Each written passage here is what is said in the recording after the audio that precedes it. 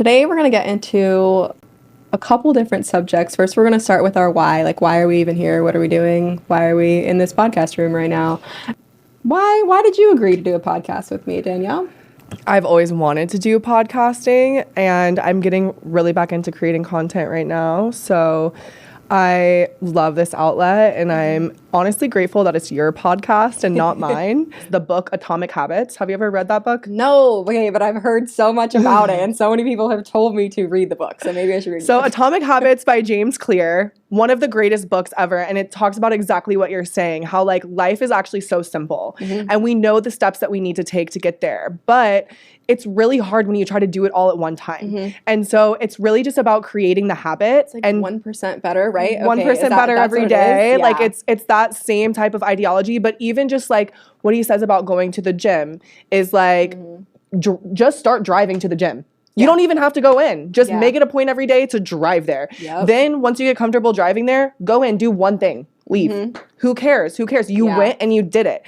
And so like just creating those like minuscule movements in your life, and then eventually motivation comes. Motivation doesn't just spring upon you one day. You have to be disciplined. Some people are blessed. Some people are blessed. That, okay. Maybe their parents taught them this at a young age or something. Maybe it was conditioned in their brain. But they had the right parental structure or something. But motivation doesn't just come, especially like if you need to change, you know, like if you need to start going to the gym or whatever.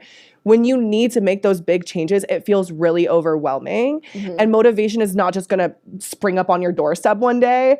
Motivation comes from discipline. So you have to be disciplined in creating the habit first, and then the motivation will follow. That's why I feel like people fail at 75 hard. I failed at 75 hard because it's like you're trying to do all of these things when you do none of these things.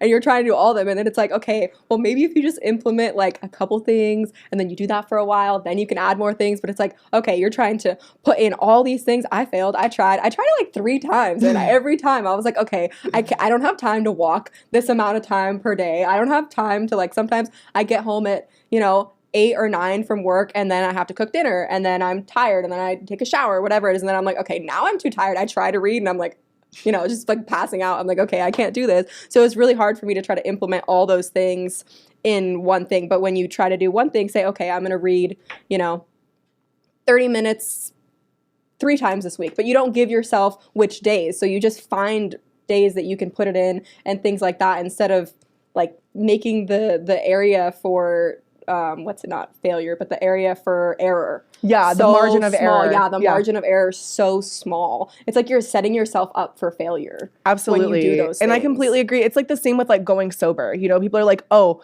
I'm just going to go completely sober.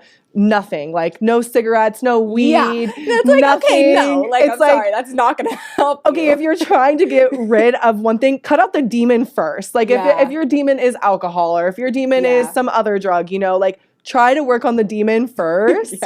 And give yourself some grace and all the other aspects. If your idea is to go completely sober, power to you. But like, cold turkey. I'm not cutting out caffeine and cigarettes when I'm trying to get sober from alcohol. Let me tell you that much. Like, so you just have to make the small steps. And that's like exactly what that book is about. So I suggest it to anyone and everyone. Okay, well, I've heard it enough that I should probably read it now. I've heard it like a good 10 times. So many people in my life would be like, I think my mom even bought it for me. I probably have it somewhere like in my house. I'm sure I do. I have like a stack of books that I'm getting around to. That's how I read The Power of Now, because I bought it. So that's an amazing book by Eckhart Tolle. Agreed. Changed my life. But I had bought it like with a stack of books when I was in college in Santa Barbara.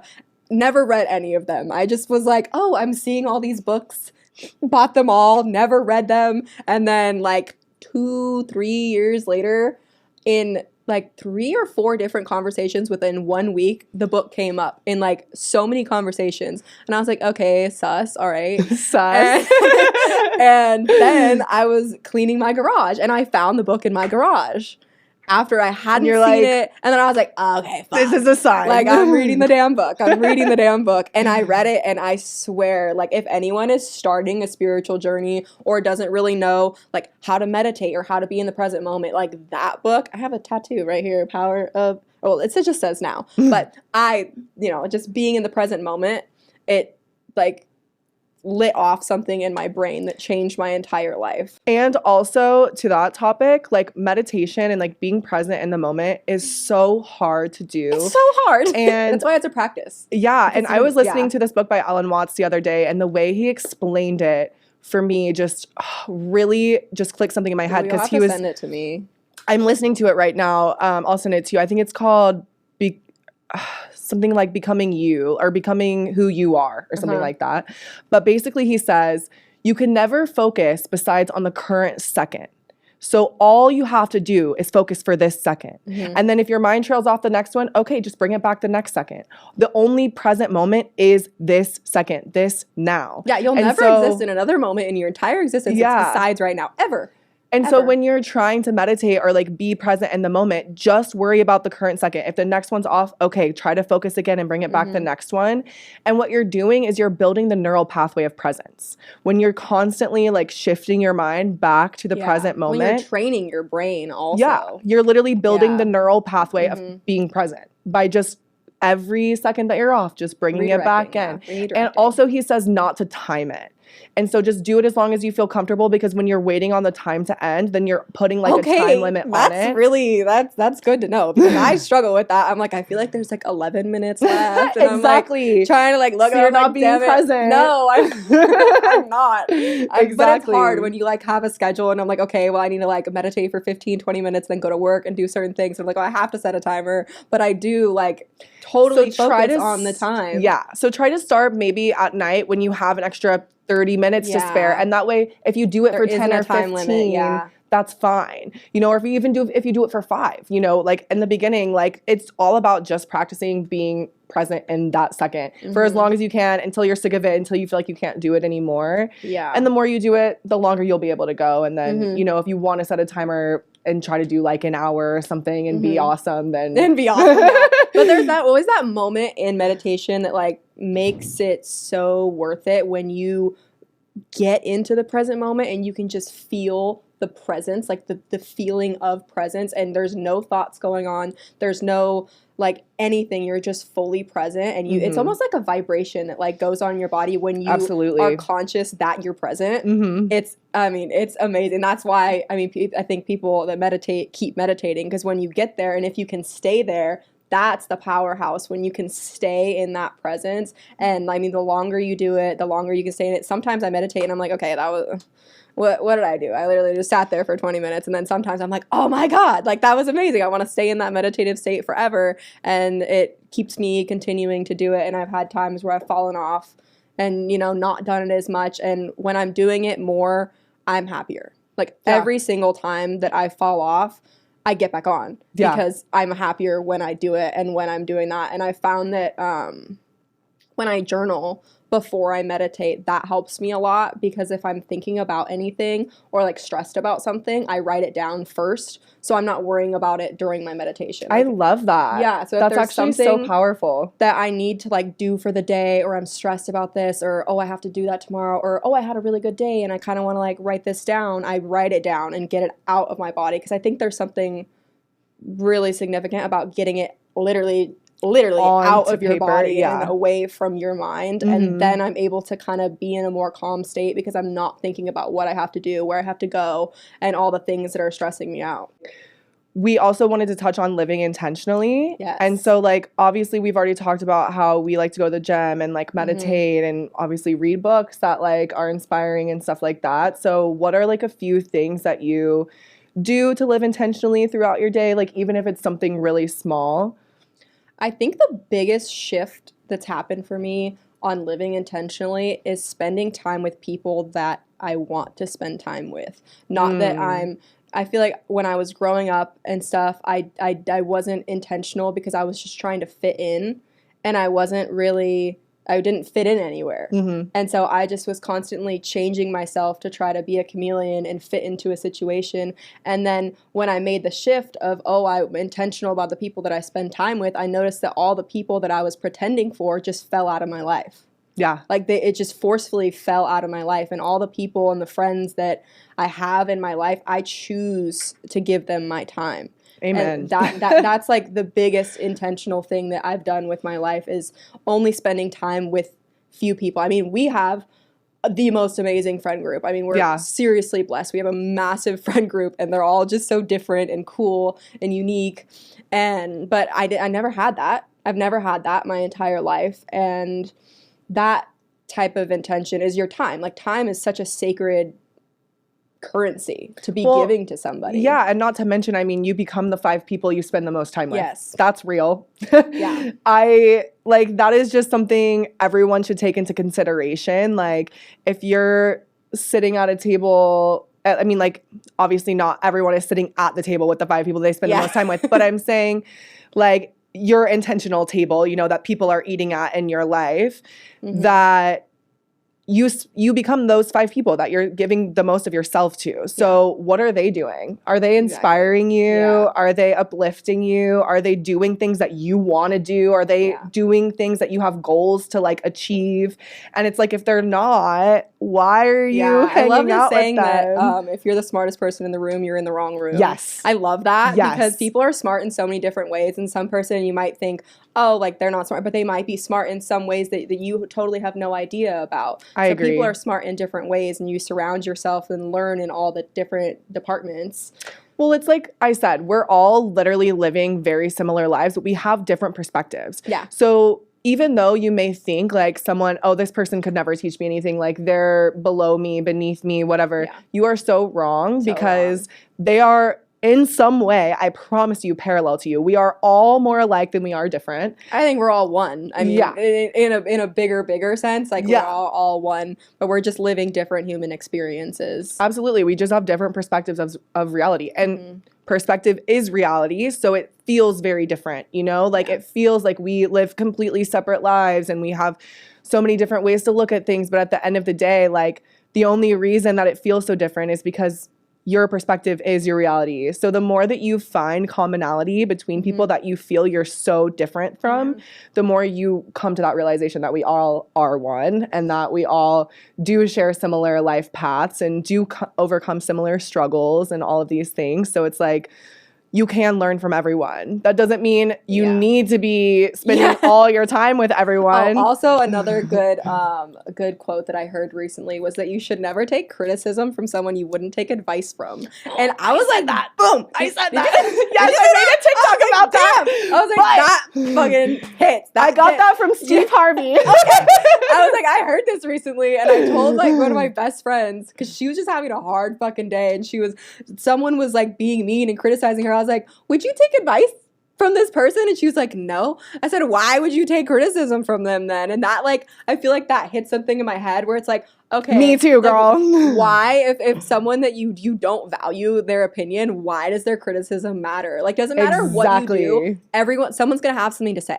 So do what you want to do. Like, amen. People always going to have something to say, something to pick on. You're too skinny, you're too skinny. You're too fat, you're too fat. Like, what? Shut the fuck up. Like, just be you. Be you and be your most authentic self. I've heard that I thought that gratitude was the most like highest frequency, but I heard that its authenticity is actually the highest frequency. And that makes a lot of sense to me because your authentic self is your true self without all your human trauma and your all your memories and stuff, your authentic soul. Like that's what shines through in all these moments that are happening and in your life and these experiences that you're going through. You're experiencing it as a soul with a human form. I completely agree. And I literally received this message in church a couple of weeks ago. They were talking about God wants you to show up as you. He's not expecting you to be perfect. He doesn't want you to read the Bible every day. Yeah. Like, we grow up and we are taught all these things from parents or friends parents or whatever, you know, growing up, that this is the path to like God and this is the path to spirituality. And if you don't, like, that's why religion comes with so much guilt, is because we're taught like we have to meet these certain standards to be a perfect Christian or whatever the case may be. And at the end of the day, that's not what God wants from us. No. Like, he wants us to show up in whatever way speaks to us. And I think that the path to God is a very individual path. And it's also not black and white. Like, it's not black and white. There's so much gray. There's freaking every other color in there. There's not black and white. There's so many different ways to be spiritual or believe in God. And I went to a Catholic 8th grade and high school, and I like didn't grow up religious at all. So that was like a huge culture shock for me. And I was like, I don't believe in this God. Like, I don't know. Catholic is like I was by like, the damn. book. Like, okay, you sin, you're going to hell. But you say like 12 Hail Marys, you're fine. Exactly. Like, okay, I'm sorry. That you just go to confessional and like, everything's gone. That does not make any sense to me. I'm watching Ozarks right now. He goes to his priest and tells him all this crazy things he does. He tells him he killed this person and did this, and he's just like in the little thing, and he's like, I'm free of all my sins because I told my priest. It's like, okay, I'm sorry. There's some miscommunication here. I don't think that's what God would want.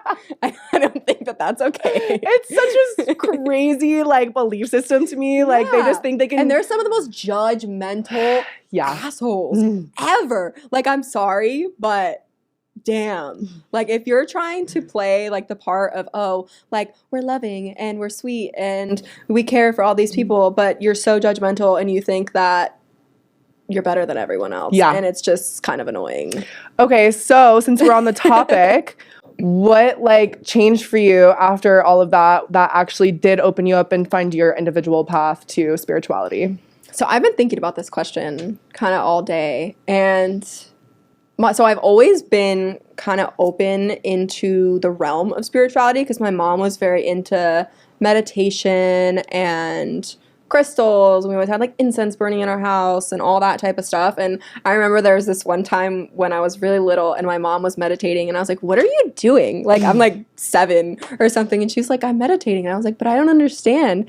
And she was sitting there and she was like showing me how to meditate. And I remember I got like, I almost felt like she was sitting there and then she wasn't there anymore. She went into a different state. And I was like, Mom? Like, Mama? And I like went really close to her, like really close to her face. And then she scared me and she was like, bah! And I was like, oh my God. And it was like, I just remember that so clearly. And I was like, what is that? And I was always kind of curious about it. And I didn't really get into any of that like until I would say my sophomore year.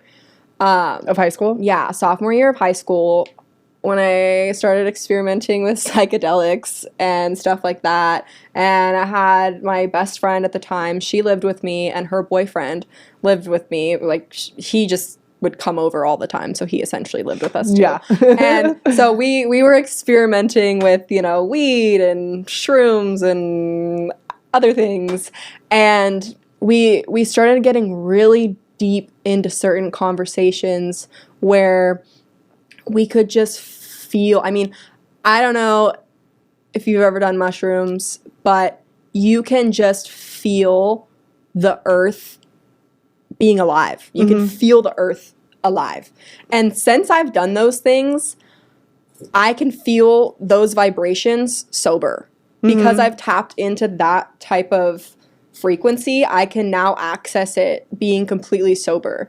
And it brought me to a point where I was like, okay, there's got to be a deeper purpose here. Like, I'm not just sitting around doing these things, going through all these shit things, going through all these great things, whatever it is. I'm not doing all this for no purpose.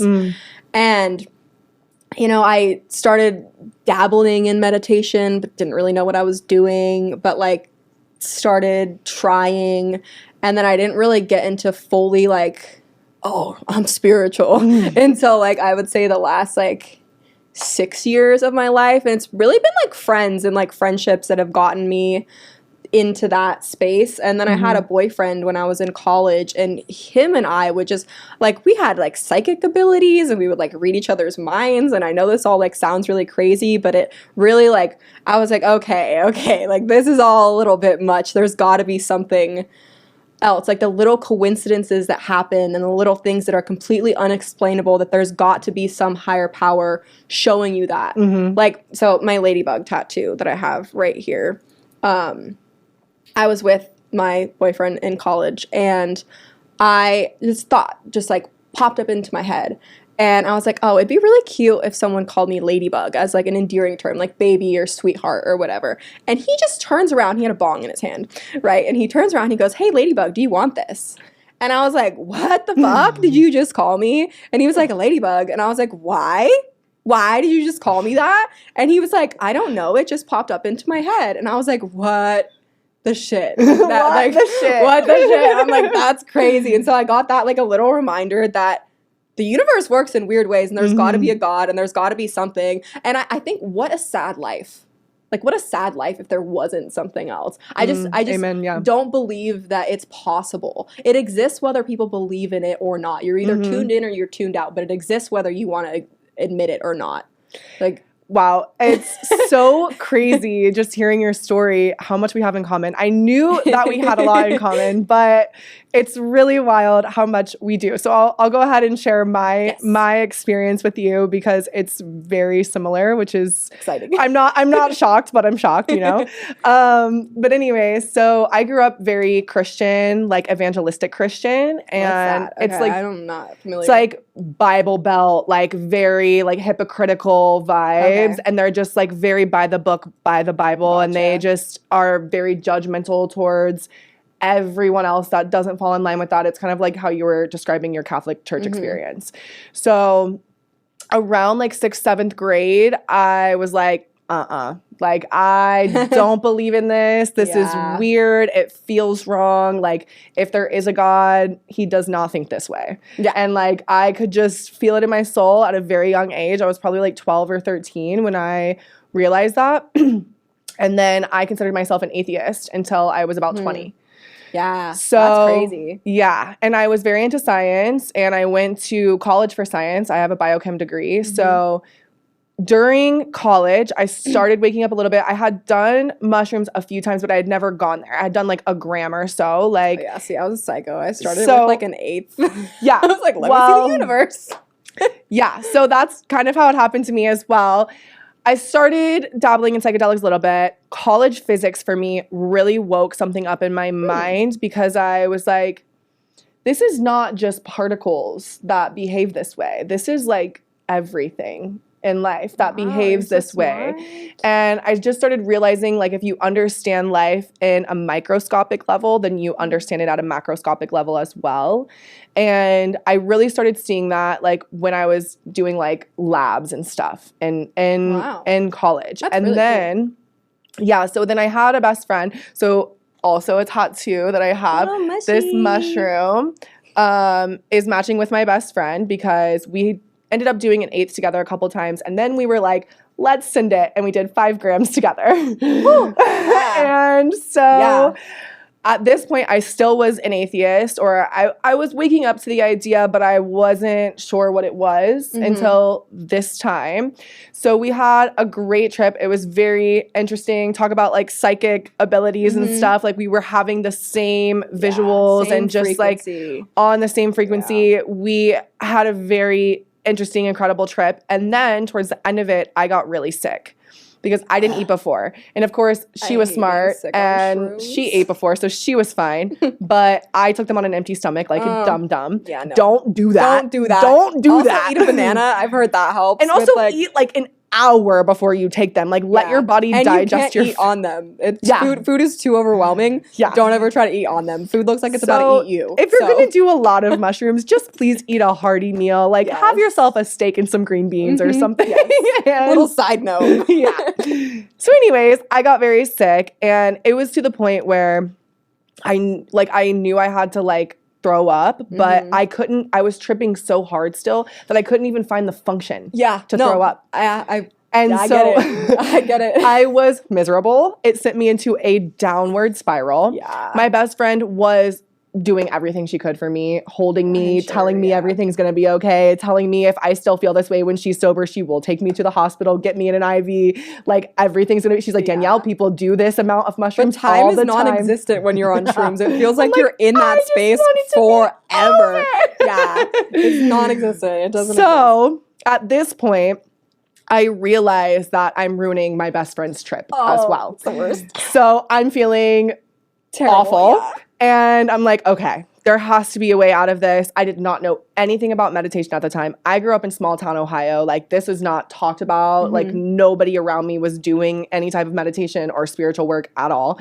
So I started meditating, but I didn't know that I was meditating. Like, it was like a natural thing that I found for myself. Start, like, breathing first? I just started like, breathing, and I was closing my eyes. And fun fact about me, I'll explain this later, but I don't have like visual imagery in my head unless I'm on. I've heard of someone doing that. It's really weird. But when I'm on psychedelics, I do. Ooh. And I think this was the first time I really realized that. And I was just breathing controllably, and then thinking about love. I was thinking about all the people in my life that love me the most, and I could see their faces, and I was just thinking about their love. And it just happened all of a sudden. Like, I just saw this beautiful, like, rainbow light love thing in my head. That's so beautiful. And I was like, oh my gosh, like, this is God. Like, this is what people are praying to every night. Like, it's love. It's just unconditional love. Yep. And it's so real, and it's so powerful. And it literally took everything away. Like, everything that I was feeling, all of the anxiety, all of the stress, all of the worry, like, all of it was just gone. And I was like, holy shit. Like, I just had a God encounter. Like, this is what God is. And like, it was just so evident and so pure.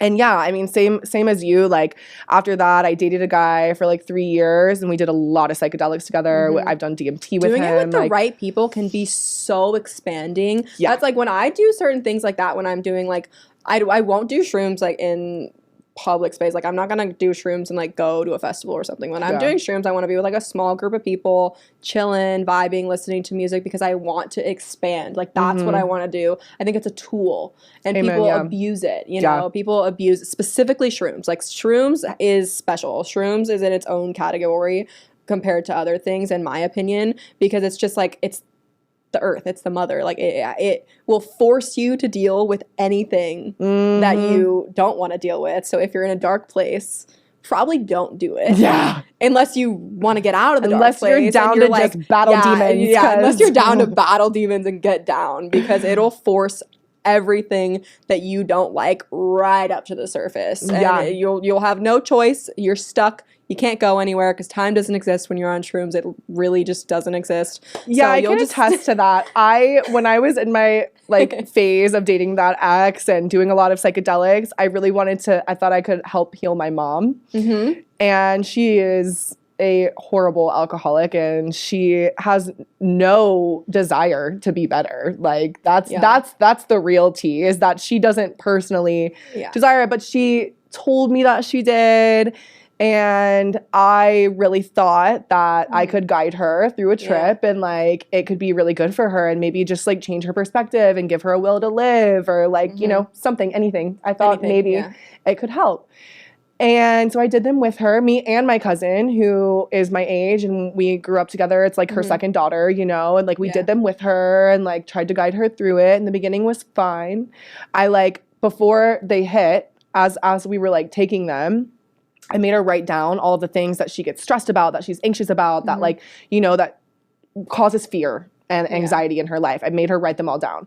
And then when it hit, I'm like, okay, like, let's look at this list. And she was just laughing so hard. She's like, oh my God, I can't believe I'm like stressed about these things. Like, it's so stupid, like, you know, and it was really helping in the beginning. And then the demons came. Yep, they'll come. They'll come. They're there. Just hiding behind the curtains. She was not down to battle any demons. No. She was mad. She was mad at me. She was mad at my cousin. And like, why'd you bring me here? Yeah. Yeah. And still to this day, it's the time that we drugged her.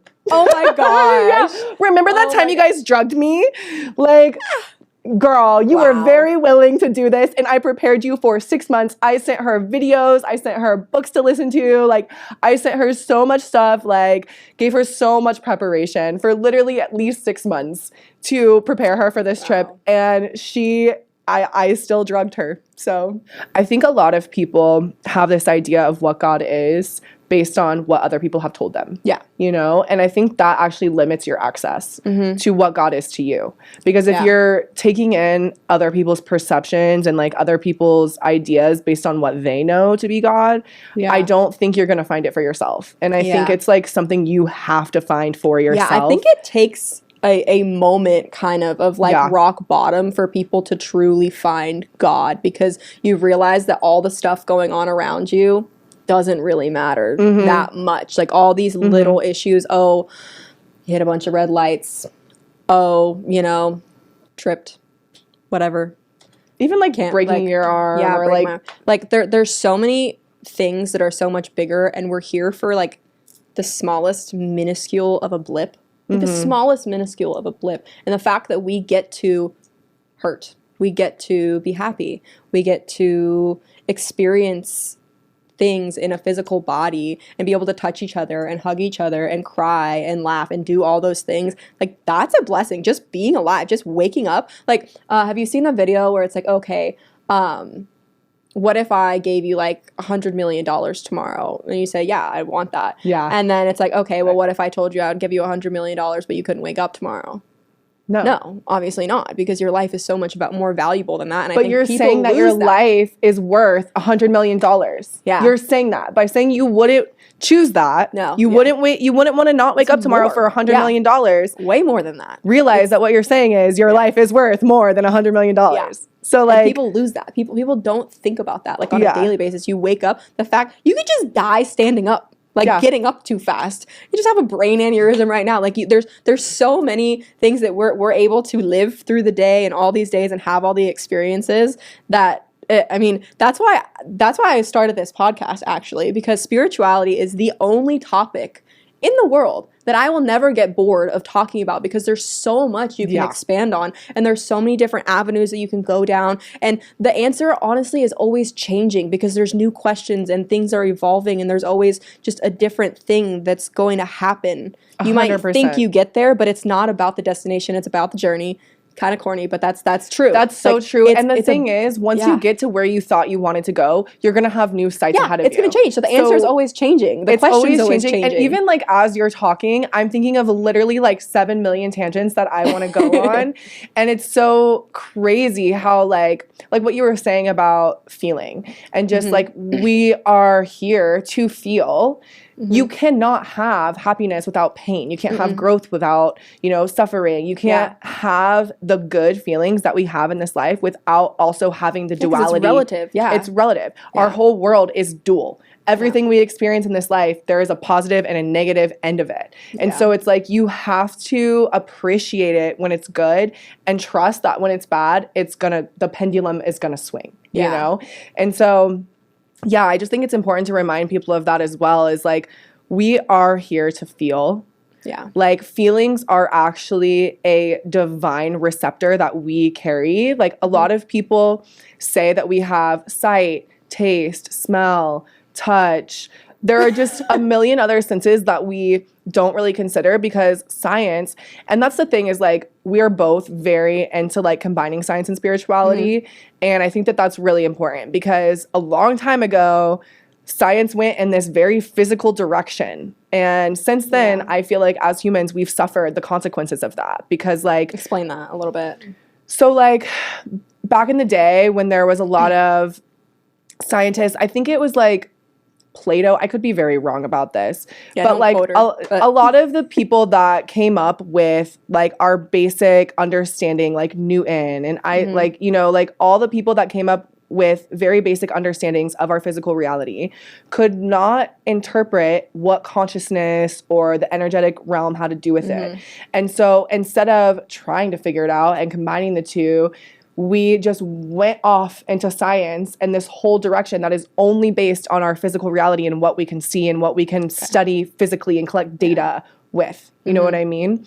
And so because of that, I feel like science has actually separated us from our spirituality, because it creates this very physical world, and it creates all of this logic and like all of these things that are very like left-brained way of thinking. But at the end of the day, we have all of these energetic receptors, and we are conscious. And what is that? We don't even know. In science, what is consciousness? No. Like, we have no idea.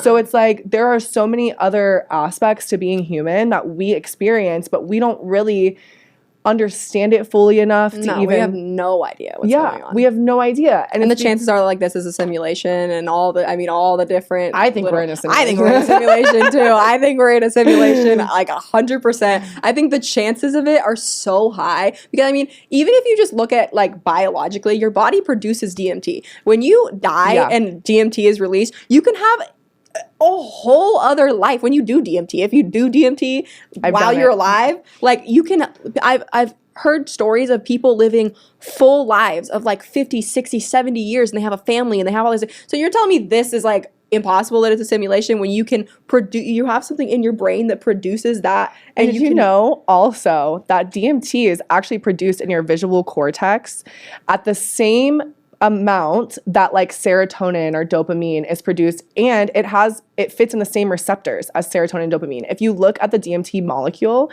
and you look at the dopamine molecule and you look at the serotonin molecule, they literally, their chemical structure is very similar and they can fit in the same receptors.